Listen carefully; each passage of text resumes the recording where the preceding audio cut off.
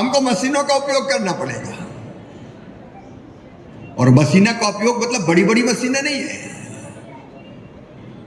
मशीनों का मतलब छोटी छोटी मशीनें जो हाथ से चल सकती है। थोड़ा सा डीजल पेट्रोल डाला और थोड़ा हाथ लगाया और फटाफट काम कर दिया। ऐसी कई तरह की मशीनें हैं। कृषि मंत्री के रूप में वैसे तो पूरे देश में ही मैं करूंगा, लेकिन अपने क्षेत्र में, विदिशा संसदीय क्षेत्र में भी, बुधनी और आसपास भी अब खेती के पूरे स्वरूप को बदलना है भाई। ज्यादा आमदनी कैसे मिले, उसके लिए अलग अलग तरह की कौन सी फसलें हो सकती, फल हो सकते हैं, सब्जियां हो सकती हैं। एक प्रयोग मैं कर रहा हूं इंटीग्रेटेड फार्मिंग का, एकीकृत खेती का। पूरे देश के लिए करूंगा, लेकिन यहां भी करेंगे। खेती के साथ और कौन कौन से काम किए जा सकते हैं। अब अगर 2-3 एकड़ खेती है तो अकेले गेहूं और धान में काम चल नहीं सकता। हालांकि मूंग ने भी चमत्कार किया है। तो आमदनी तो बढ़ी है, बढ़ी कि नहीं बढ़ी? यार जोर से बोलो, बढ़ी कि नहीं बढ़ी? लेकिन अभी और बढ़ाने की जरूरत है। और इसलिए खेती और खेती के साथ साथ खेती के सहायक काम, खेती के साथ डेयरी, खेती के साथ पशुपालन, कृषि वानिकी, मधुमक्खी पालन, फिर जो चीजें हम बनाते हैं उनकी प्रोसेसिंग यहां कैसे की जाए। तब छोटी छोटी मशीनें आ गई है जिससे हम, जैसे आलू से चिप्स बनाना तो बड़ा चमत्कार थोड़ी है। अपन अपने गांव में लगाओ एक प्रोसेसिंग की मशीन और निकालो। मूंगफली से तेल निकालना, एक नहीं सैकड़ों चीजें बनेंगी। तो एक खेती करना, खेती का विविधीकरण, और दूसरे उसका प्रसंस्करण, मतलब उससे दूसरी चीज बनाने का काम भी करना। अब टमाटर बहुत हो रहे हैं तो टमाटर से केचप और सॉस यही बनाओ ना। अभी तो टमाटर बिक गए तो ठीक है, नहीं तो फिर नहीं बिके तो गड़बड़ हो जाती है। टमाटर भी कभी 50 रुपया किलो। अब जैसे कीमत बढ़ती, हमारे पत्रकार मित्र लिख देते टमाटर लाल हुआ, लेकिन कई बार 50 पैसा भी आ जाता है। तो जब कीमत कम हो जाए तो उसको, एक प्रयोग मैं कर रहा हूं लंबे समय तक कैसे सुरक्षित रख सकें। एक बात, जैसे टमाटर सुखा के उसका पाउडर बना दो, और सब्जी में टमाटर डालने की जरूरत नहीं, पाउडर ही रख दो। अब आजकल ये काटा पीटी भी सब्जी मब्जी की जनता इस झंझट से भी बचना चाहती है। डायरेक्ट पाउडर मिले, डालो, सब्जी तैयार। तो टमाटर का पाउडर क्यों नहीं बन सकता है? टमाटर का सॉस और केचप क्यों नहीं बन सकता है? मेरे किसान भाइयों और विशेषकर जो बहनें बैठी है, तुम्हें क्यों बुलाया आज? तुम्हारी ट्रेनिंग करके इन सब कामों को सिखाना है ताकि यहीं बनाओ और यहां से बेचो और ज्यादा आमदनी प्राप्त करो। तुम्हारी इनकम बढ़नी चाहिए। और किसान को भी जब यही चीज बनेगी तो रेट ठीक मिलेंगे। वैसे तो कई उपाय किए मैंने। अभी एक प्रबंध ये भी किया है, यहां टमाटर अगर सस्ता बिके और दिल्ली में या बंबई में ज्यादा कीमत है तो भर के टमाटर ले जाओ, लेकिन कहते हैं कि भाड़ा बहुत लगता है। लेकिन राज्य सरकार तैयार होना चाहिए, उसके माध्यम से, राज्य सरकार की अधिकृत संस्था के माध्यम से अगर दिल्ली बंबई बेचने ले जाओगे तो ट्रक का भाड़ा किसान नहीं चुकाएगा, भारत सरकार चुकाएगी, ताकि वहां तुम्हें ठीक दाम मिल सके। तो वैसे प्रबंध भी कर रहे हैं,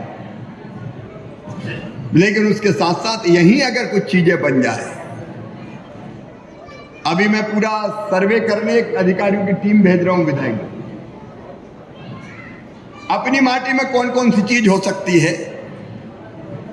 जो फसल अपन बो रहे हैं वो तो ठीक है, उसके अलावा फल, सब्जियां,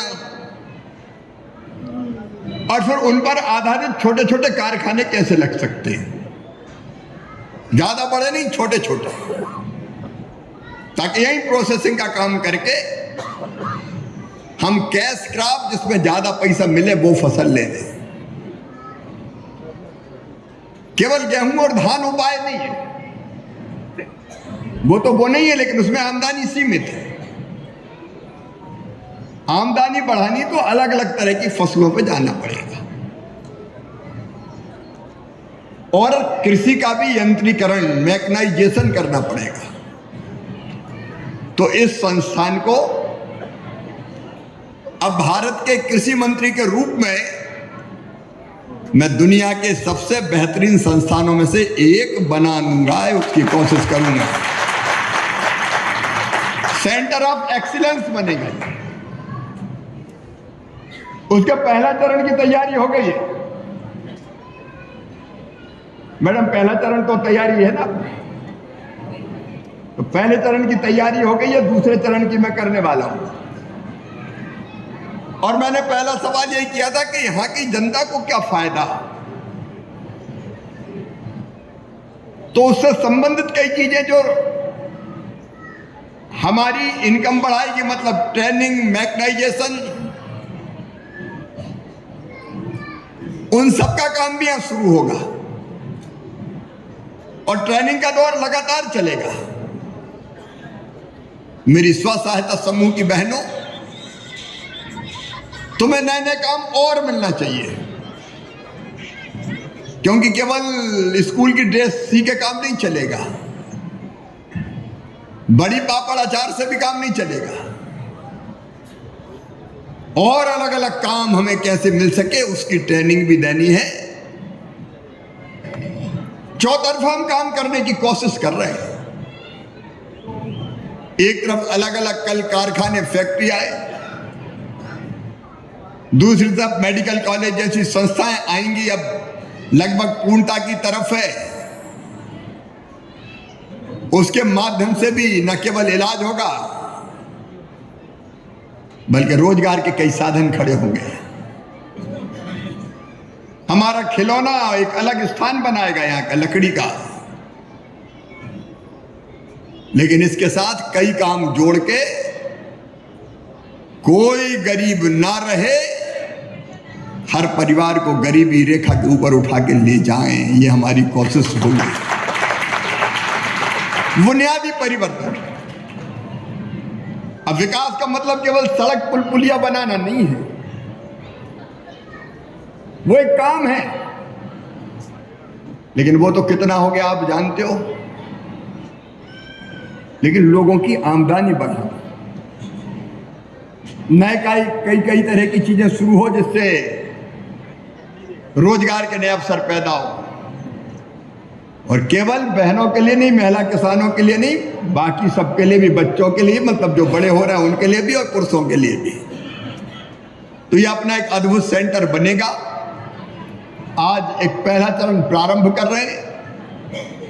बहनों, मेरा आपसे आग्रह है कि यहाँ की ट्रेनिंग को गंभीरता से लेना, ढंग से सीख लेना कई चीजें, ताकि तुम बाकी काम करके ज्यादा पैसा कमा सको, ज्यादा लाभ मिल सके। वैसे आजकल देश भर में बहनें बड़ी प्रसन्न हैं।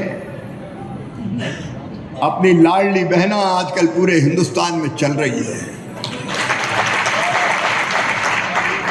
और आजकल तो ये ऐसा रामबाण हो गई है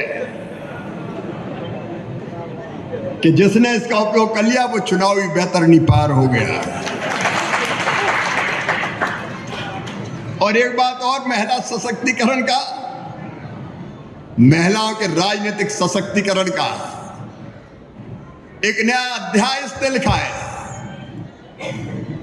अब कोई तुम्हारा पैसा बंद करने की हिम्मत नहीं कर सकता। सबको पता है कि ये गड़बड़ हो गई तो बहनें ठिकाने लगा देंगी, और ये केवल मध्य प्रदेश नहीं, आजकल तो सब तरफ हो रहा। तो इससे भी सशक्तिकरण और बाकी कामों के साथ भी आर्थिक सशक्तिकरण। वो जमाने भी मेरी बहनों मैंने देखे, जब बेटा बेटी पैदा होने के 2 दिन पहले तक खेतों में काम करती थी बहनें, और बेटा बेटी पैदा होने के 4 दिन 8 दिन बाद फिर साड़ी का, फटी साड़ी का टुकड़ा माथे पे बांध के फिर खेतों में मजदूरी करने जाना पड़ता था। वो दौर बदला है हमने, लेकिन अब इससे और आगे मेरी बहनों की जिंदगी भी बदले, नौजवानों को नया रोजगार मिले, किसानों को नई दिशा मिले। अभी अभी जो बिल पास किया है विकसित भारत जी राम जी, इससे भी कई फायदे होने वाले। एक तो जिनको काम चाहिए 100 दिन की नहीं 125 दिन की मजदूरी मिलेगी, लेकिन दूसरा उसके साथ पैसा भी खूब बढ़ा रहे हैं। इस साल का प्रस्तावित बजट है 1,51,282 करोड़ रुपया।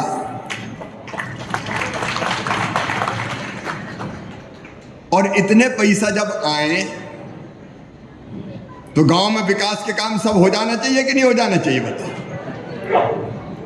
तो एक प्रावधान जरूर कर दिया कि ये नहीं चलेगा कि यहाँ की मिट्टी खोद के वहां डाल दी, वहां की खोद के यहाँ डाल दी। बरसात के पहले तालाब खोदो और फिर कह दो पानी भर के पुरगो भैया, हम क्या करें? ये नहीं चलेगा। यहाँ सरपंच मित्र भी बैठे होंगे, तो गांव में ग्राम सभा तय करेगी प्लान पूरा कि हमारे गांव में इतने काम हो गए हैं और ये काम प्रमुख रूप से बचे हैं, ये होना है। तो ग्राम पंचायत ग्राम सभा प्लान बनाएगी, स्कूल बनना है, आंगनबाड़ी का भवन बनना है, सड़क बनना है, नाली बनना है, और हमने अब खेत सड़क भी उस पर जोड़ने का फैसला किया है। तो जो जरूरी वो बनाओ भैया, लेकिन जो बनाओ वो टिकाऊ बनाओ, चले तो। नहीं तो मिट्टी के काम के निकाह होगा और नहर छील दी और फिर पानी आ गो नहर में। तो हमने कहा इससे स्थायी काम हो, ताकि गांव का परमानेंट विकास हो सके। इतने पैसे से गांव का स्वरूप बदल जाए, और इसलिए विकसित भारत के लिए विकसित गांव। आप जल संरक्षण के काम हाथ में ले सकते हैं, आप गांव में जो चीज ग्राम सभा तय करें वो बना सकते हैं। सेल्फ हेल्प ग्रुप की बहनों को अगर ट्रेनिंग के लिए सेट चाहिए, कोई और काम के लिए चीज चाहिए, वो आप बना सकते हैं, आजीविका मूलक काम। और अगर प्राकृतिक आपदा से बचने के लिए रिटेनिंग बाल बनाना हो, पानी के ड्रेनेज का सिस्टम बनाना हो, वो भी बना सकते हैं, लेकिन स्थायी और पक्के काम। और एक बात और तय की है इसमें कि पंचायत की ग्रेडिंग करेंगे, मतलब ABC। वो पंचायत जो खूब विकसित है, और वो पंचायत जहां काम बहुत कम हुए और रोजगार की भी जरूरत ज्यादा है। अब सरपंच अगर चतुर हुए तो ज्यादा पैसा ले गए, और सरपंच कहीं बेचारा सीधा साधा रह गया तो वहां पैसा कम जाता है। तो तय क्या, ग्रेडिंग करके जहां काम कम हुए हो वहां थोड़ा ज्यादा पैसा जाए, ताकि उस गांव का भी विकास हो जाए। सही बात है कि नहीं बताओ? मतलब धन का आवंटन ठीक से हो। तो पंचायतों का ग्रेडिंग ABC।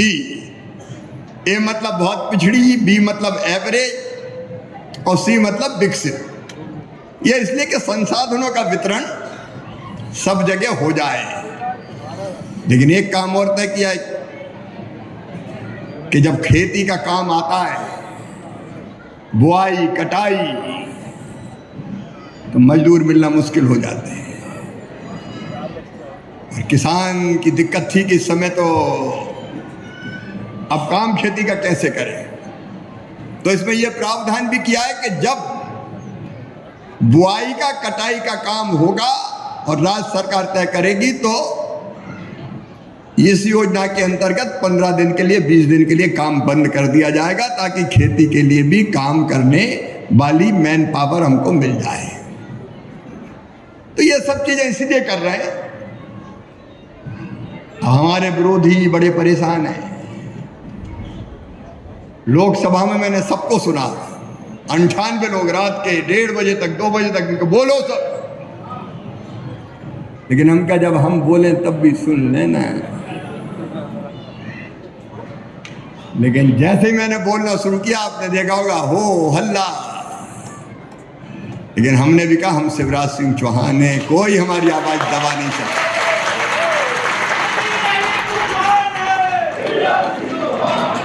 और वैसे भी मेरी स्पीच हुई